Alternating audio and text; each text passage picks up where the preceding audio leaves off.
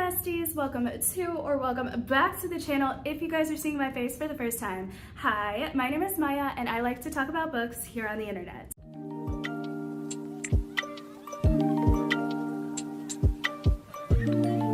You guys, it's a new month, new hair, new readathon to participate in. I am giving you guys March's TBR, kind of, sorta.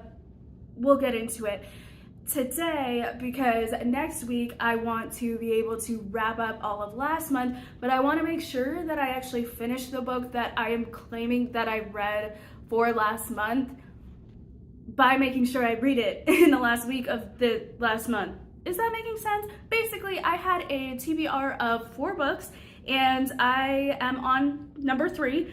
And I am so close to finishing it. We're having a good time with a book reading over here. So in order to continue that train of reading, I thought it would be a good idea to try and find, to the best of my capability, readathons that last throughout the month to just give me a little bit of motivation, a little bit of fun, a little bit of challenge to the already fun hobby of reading. But it also gives me kind of like an excuse, or gives my brain an excuse rather, because sometimes like I want to sit down, I want to read, but then I'm reminded, oh, you're an adult now, you have to meal prep, you're an adult now, you have to do some chores, you're an adult now, you have to do groceries. And while those things are, you know, I do them and they are necessary, I don't think that they take as long as I make them take, because I'm so busy planning the day than actually just getting the things done and doing the day, and then allowing myself time at the end of the day to read. Because when I end the day, I'm just like so tired, I'm like, YouTube or book, and I always end up picking YouTube. So we're trying to choose book time a little bit more often. Let's just dive into it. The readathon that I found for this month is called Realmathon, and I am so excited. I recently got introduced to a new booktuber by way of the Realmathon announcement, like the original creator. I started watching that video, really loved the concept for the readathon, and then I just really ended up liking her personality and just like the way that she spoke and presented herself, and I was like, I need to watch a little bit more. Fell down a rabbit hole of her content, fell down a rabbit hole of another creator's content because she played their TBR game and it looked so fun, and I was like, oh, yep, okay. I have 2 new creators that I am just like genuinely so obsessed with, I guess, at the moment, because I get that little obsession of like different creators. Like I will binge content once I find someone that I like because I know I like their content, and then I find someone else's video randomly on a whim, and then I binge watch their content because it's like, once you know you like something, you binge it and you crave it, and then you find another little person to binge. Well, not another little person, but like you find another channel to binge. You know what I'm saying? So that's kind of where I was at. I needed to pop in here because you guys, I am so dumb. By the way, this is editing me, if you could not tell by the different background and everything. Also, can you tell I love K-pop? Anyways, that's beside the point, although it is kind of a point that I need to throw in there any chance I get. But about the readathon, you guys, I have been almost religiously following the creator, Cassidy, Lexi from Books with Lexi, and Leandra from Leandra the TBR Zero. And guess what? They are our leaders. We are their followers. We are out to do their bidding, which is reading as many books as possible to get to overthrow the other family members in a non-violent way and take control of Carry On City. But you guys, I've been following all 3 of them religiously. I love their content. Like, they are my new favorite round of comfort YouTubers. I always have those YouTubers that I just follow, like Bookables. I feel like I keep switching every few months, but those 3 and Bookables are the ones that you will see me just watching all the time. I have been getting back into some nostalgia YouTubers, and specifically Emma Books. Those are my people that I watch. Books and Lala, always someone that pops in every once in a while. And here they are, all in the readathon that I'm doing, on the team that I am on, spearheading the charge. This is absolutely fantastic. And also, the second that I realized this, I of course went under one of the content creators' videos. I was like, I've been watching y'all religiously I just realized how, like, in some ways, I felt like after I read that comment back, I was like, oh, please don't take it as this is me trying to like network and get people to go to my video. I'm genuinely excited. I literally just, I word vomit. I'm like, I literally just filmed it this morning and I'm so excited because I mentioned you guys and I follow you guys and this is so crazy. And I can't also, stupidly, I can't believe I didn't notice that before. And then I was just looking back at it and I'm like, I'm gonna keep it anyway. Let them know I'm a yapper because you know what? That's how I found them and I am not going to take that back. But yes, anyways, so I'm gonna get back to editing this video and get you guys back to the regularly scheduled programming so we can get y'all on with your day. Me thinking you guys are pausing your day at any point to actually watch this video instead of just putting me on as white noise. If that even, I still thank you either way. Anyway, back to your regularly scheduled programming. And yeah, so I found Realmathon. The city you see before you today would have looked very different 50 years ago.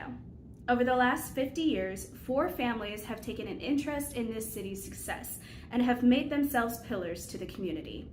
Each family holds themselves to great esteem, but behind closed doors, there is a war brewing. Each family is trying to expand their reach and their territory. An all-out magical war is about to start in the streets of Carrion City. Pledge yourself to a family and gain access to their magic. I am not going to read all of the different families because why do that when I can give you guys the original video? But what I will say are the 4 families. So the 4 families are the Stingers. Leading the charge for the Stingers, Melanor reads, and I would rather be reading. We also have another family called the Ravens, and that is led by Books with Lexi and Leandra, the TBR 0. There is also the family called the Monarchs, 4 Paws and a Book, and Book Refuge as the team leads. And then last but certainly not least, you have the Stags, who are led by Tori Between Pages and Raven-Haired Reader. And yes, I am reading off of this because I don't have all of that memorized. So, the big reveal on which family I am going to be accessing the magic from is, drumroll please,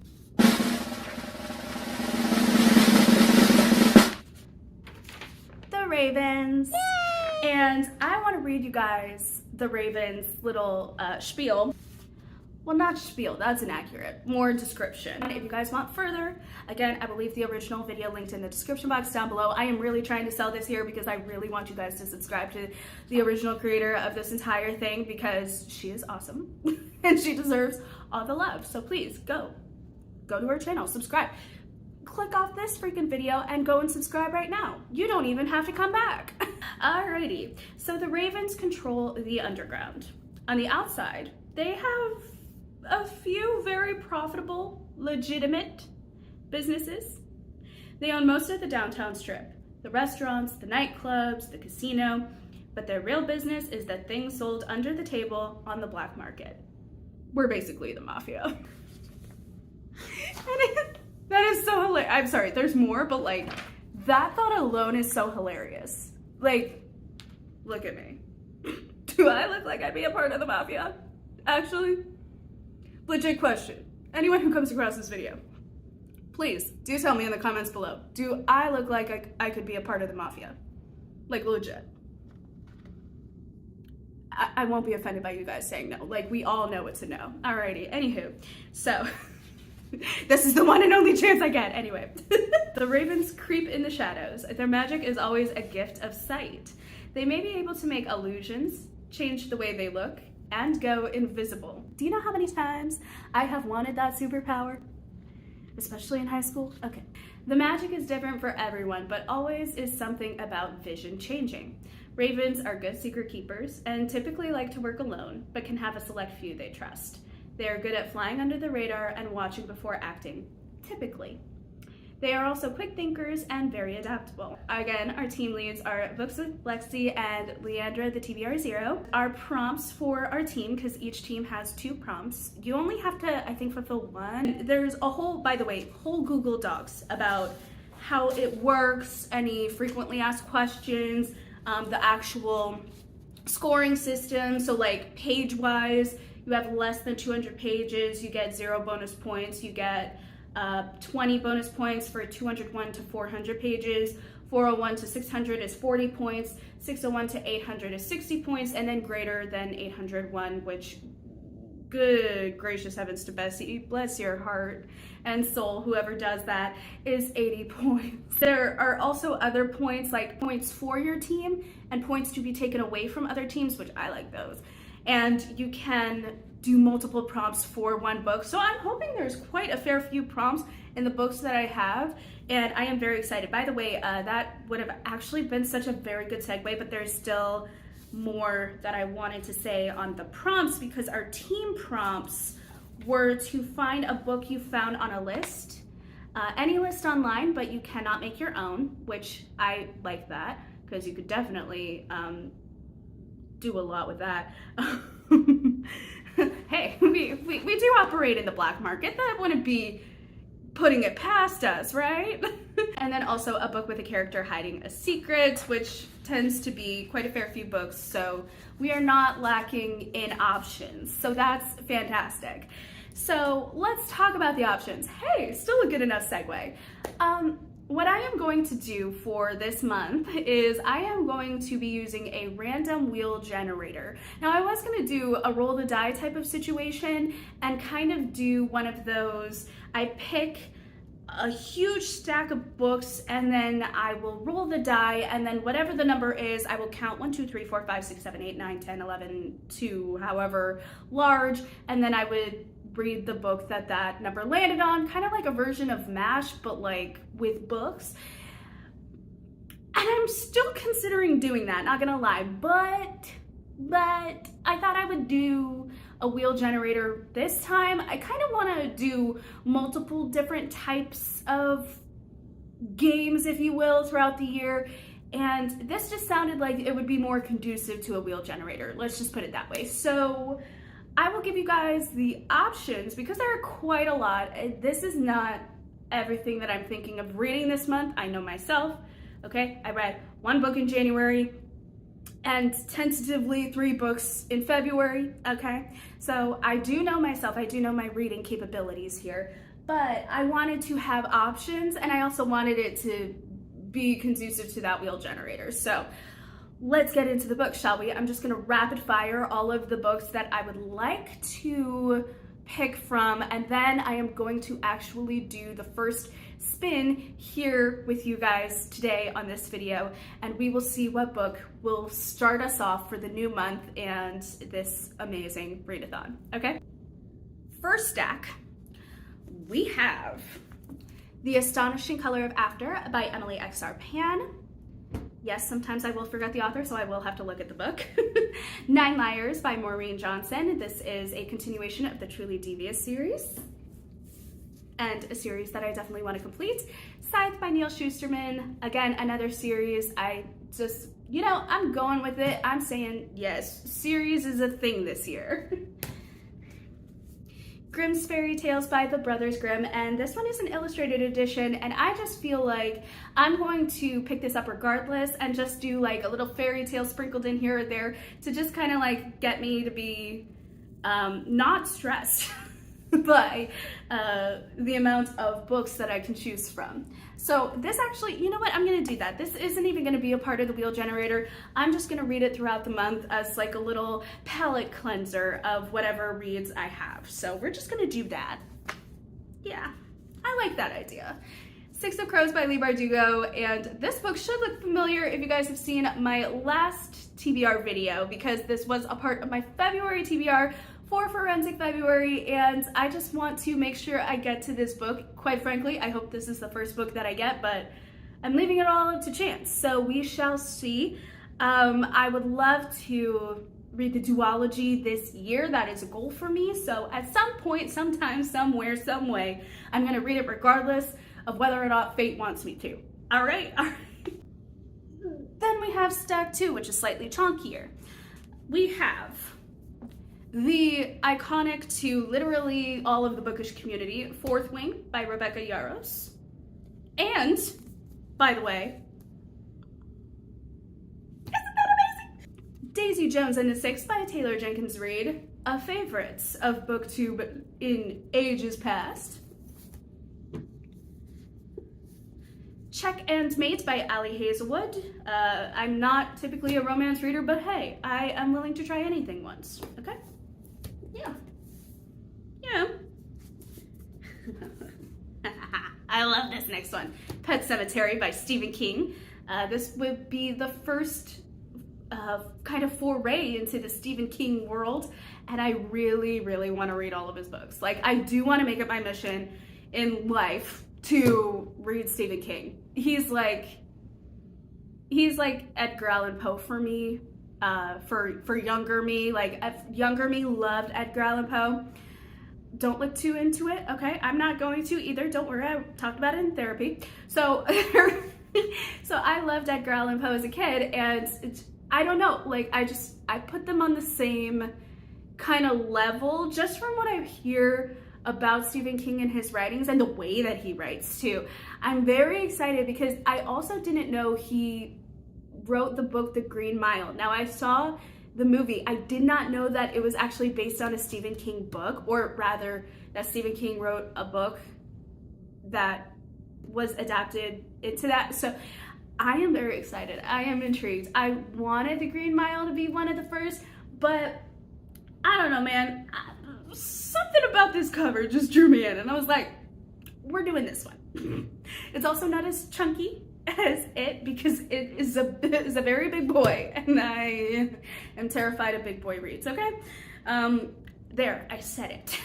Silk, and this is by, I'm gonna butcher this name, I'm so sorry, Caitlin R. Kiernan, and quite frankly, I saw this in Bookman's, which is a secondhand thrift store that I love going to, and I was not expecting to find something that sounded so entertaining and informative at the same time. Like, I feel like this is going to be a very deep think piece while also simultaneously giving me the entertaining story that I need to get through the deeper thought processes of this think piece. It's a time over here with words, if you could not tell. We also, I'm so excited to say, we have Wondersmith, The Calling of Morgan Crow. This is the second book in the Nevermore series by Jessica Townsend. Listen, if you know, you know. If you don't, here's the two videos, okay?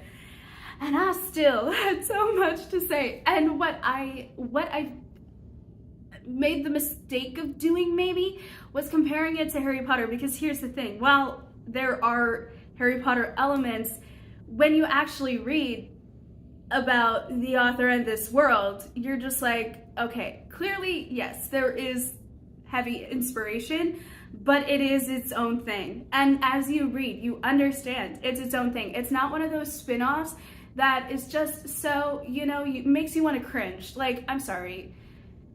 Unpopular opinion here, please don't come for me too hard, but you can come for me because I get it. Carry On by Rainbow Rowell and the continuation. It was heavily inspired by Harry Potter, but in not the way that this series does it. Okay, it didn't feel like it could stand alone on its own and have its own name. Like, sure, you can go scene for scene on Harry Potter and make it its own thing, make it its own characters.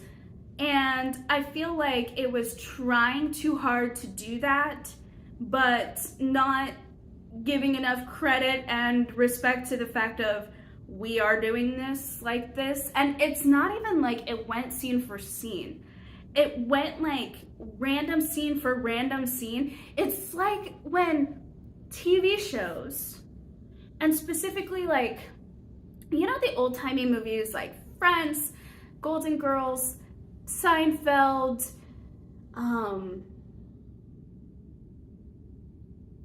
Everybody Loves Raymond, you know, those types of TV shows. And it's kind of like having that as the OG stuff.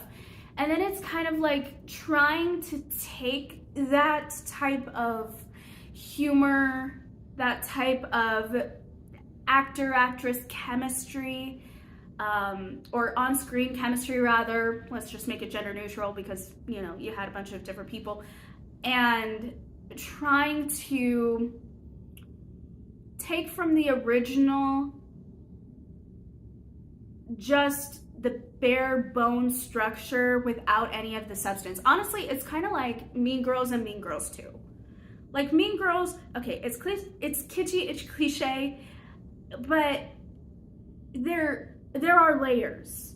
And you understand those layers. And that's what keeps you entertained. Like even besides any of whatever, how you feel about whatever, it had substance. It had more to stand on. Like it wasn't just the flesh. There were bones, there were the organs, there was the blood flow. Like it was giving life, whereas Shell for the other one, it's kind of like that. And that's kind of what Carry On gave for me.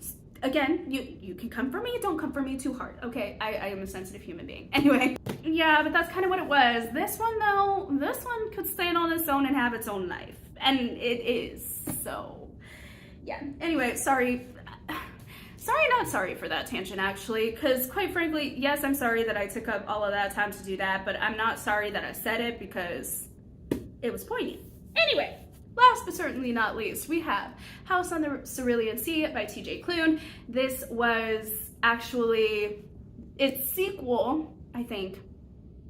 Yes, its sequel was, well, not sequel.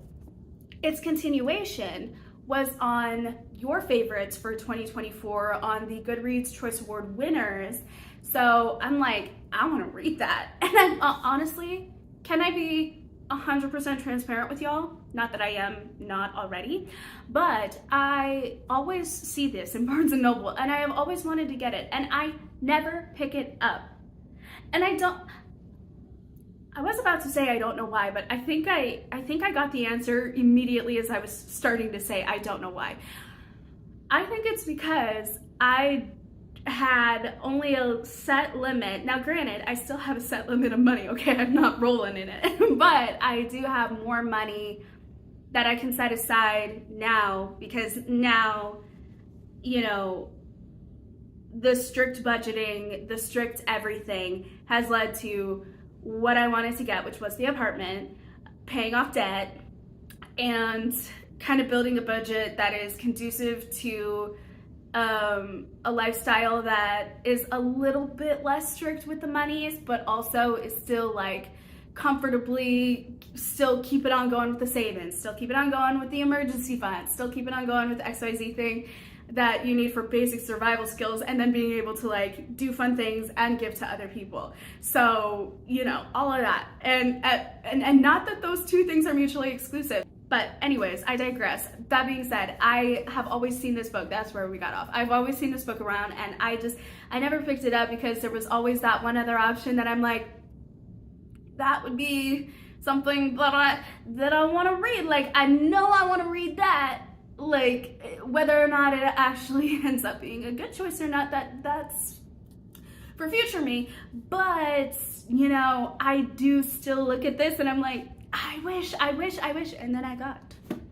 In fact, I wish so hard I got double. And no, I'm not seeing double, I have double, and I am returning the double back to Amazon. Because that one came last. So those are all of the options. Now, ladies and gentlemen, it is time to spin the wheel generator and figure out what is my first read of March and Realmathon. I'm kind of scared. I'm gonna shut this off, figure it out, and then come back on and die. I have the wheel, and I made it Antarctic themed.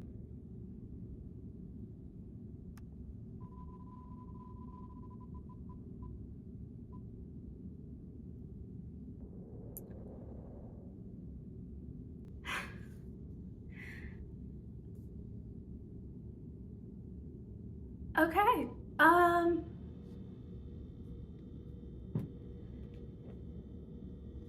Ladies and gentlemen, it looks like we are reading The Astonishing Color of After by Emily X.R. Pan first, and I am not ready. I am nervous as heck. I have heard great things about this book, don't get me wrong, but I also know that this is heavier, and I don't know if I'm ready for heavier. I kind of want escapism. You know what? We'll read it, and just to let you guys know what this is about, let's read the back of the book, shall we? I didn't cry. That was not my mother. My mother is free in the sky. She doesn't have the burden of a human body, is not made up of a single dot of gray. My mother is a bird. Lee Chen Sanders is absolutely certain about one thing. When her mother died by suicide. Whoa. Yeah, okay, I remember the parent died. I didn't know how.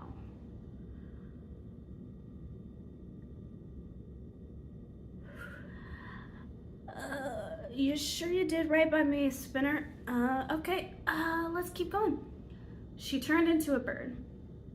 Lee travels to Taiwan to meet her grandparents for the first time. There, she is determined to find her mother, the bird. In her search, she winds up chasing after ghosts, uncovering family secrets, and forging a new relationship with her grandparents. And as she grieves, she must try to reconcile the fact that on the same day she kissed her best friend and crush, her mother was taking her own life.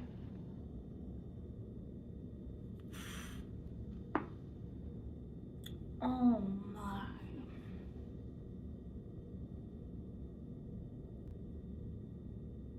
I can already sense the conversations, and I don't know if I'm ready. Because here's the thing.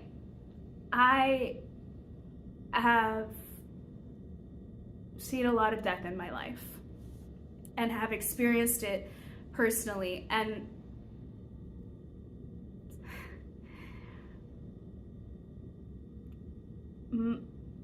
I was not able to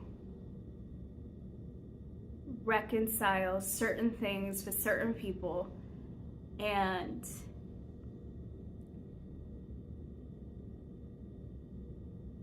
hearing about the life of a person I truly don't believe I knew hits different. Now, granted, it wasn't anything bad, but it was just so different, and it was hard for me to know and believe, I guess, in a way, a life that I never saw. And to hear about that and have that be a topic of conversation as I'm also dealing with, there are things in our personal past that I wish I had done differently and that I talked about. I wished that we would have both talked about it. But it's kind of like that one thing that we brush under the rug. It's like, hey, we don't talk about Bruno. So I don't know if this is gonna be the best pick. So yeah, I don't know if this is gonna be good and healing or if this is gonna be awful and reopening so many wounds. We'll see. I still haven't finished reading the back of it. We'll get there. Alternating between reality and magic. Oh, what? Magical realism, or like, is this more like spiritualism? Because that is a thing. Like in culture, there's supernatural elements. So are we equating that to magic, or is there actual magic in this? Now I'm confused. Past and Present, Hope and Despair, The Astonishing Color of After is a stunning and heartbreaking novel about finding oneself through family history, art, bravery, and love. Oh, this is gonna ruin me. Okay, love that. Thank you, Wheel. My computer's down there. So, yes, anyway, yeah, wow, that got heavy. Yeah, so let me know if you're participating in a readathon too, and which one you're going to be participating in. And also, if you guys are participating in Realmathon, what family are you? Are we with or against each other? Just kidding. We're always with each other. It's a friendly rivalry, okay? Even though whatever the paper says, it's friendly. It's friendly. Okay, thank you guys so much for taking the time out of your day to spend with me. And also thank you so much for watching this video. If you guys like stuff like this, feel free to leave a like on this video. If you guys would like to subscribe to our little community here, feel free to do so. Also ring that notification bell so you can be notified every time I post new videos. I do post every single Wednesday, so that's at least easier on the remembering and stuff. But you know, hey, if we happen to start to roll out more than one video a week, at least you'll know, right? And you'll be the first to know when the video comes out, and you can be the first to watch.